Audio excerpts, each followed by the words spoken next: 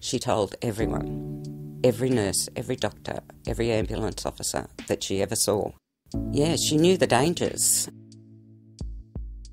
Lisa Howard Smith was born with a connective tissue disorder. In layman's terms, it's as if the glue that holds the body's tissues together isn't sticky enough. Her mother, Trish Carey, noticed physical abnormalities within weeks of her birth that continued as she grew. Scoliosis of the spine. She had really long fingers and really long toes. When she walked, her knees knocked, and you could tell, she didn't walk like everybody else. The skeletal abnormalities were consistent with the most common connective tissue disorder called MARFAN syndrome. You got to take all your emotions. The late Vincent Schiavelli made a career as a character actor out of the way MARFAN syndrome made him look. And then let it explode like a reactor. For those with the condition, the physical signs are the easiest way of being diagnosed. While these symptoms can cause everything from discomfort to disability, the real threat is internal. In addition to the outward physical characteristics, people with MARFAN syndrome are at risk of a tear or rupture of their aorta, the large artery that takes blood away from the heart. This is usually fatal. Lisa Howard Smith knew all of this, which is why when she was shopping with her son Clay in 2004 and felt stomach pains, she went straight to her GP, who called an ambulance that took her to the Lyell McEwin Hospital.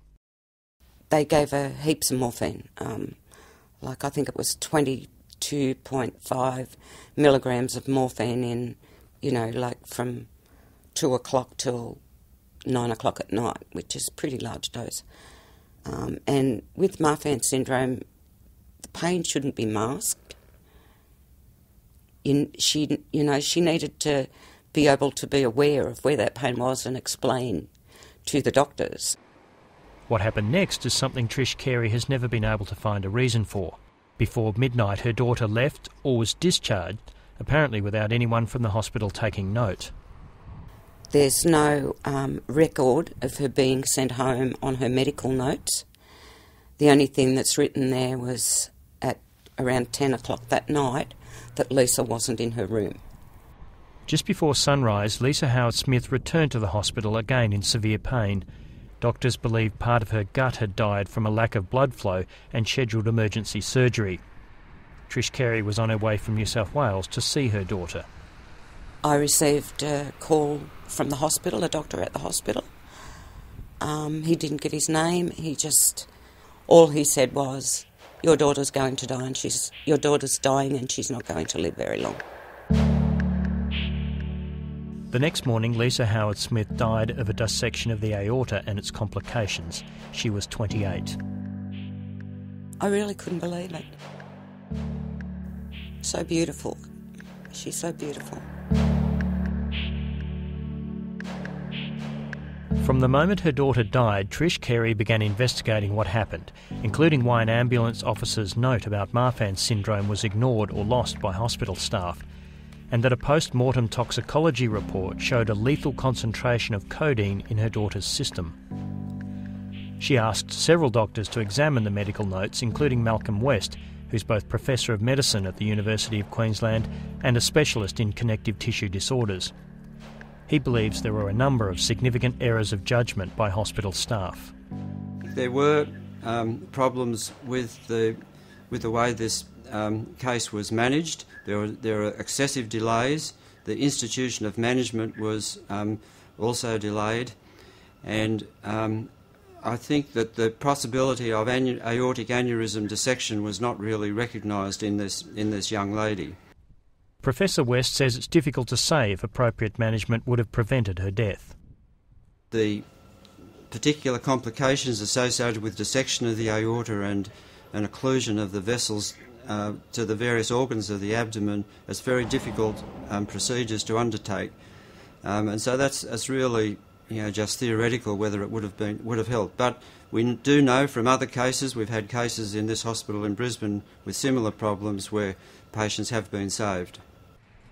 Since her daughter's death, Trish Carey's focus has been on caring for her grandson, but she's also raised awareness of connective tissue disorders. Among other things, she's walked from Adelaide to Canberra, along the way talking to anyone interested. all the way I stopped and spoke to hospitals, I spoke to a few doctors, but I spoke to people on the street in every town we went through.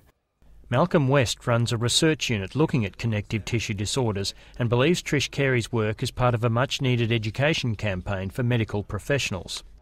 General practitioners are important because once a patient is identified, one needs to look for the similar condition in first-degree relatives, in their brothers and sisters and children.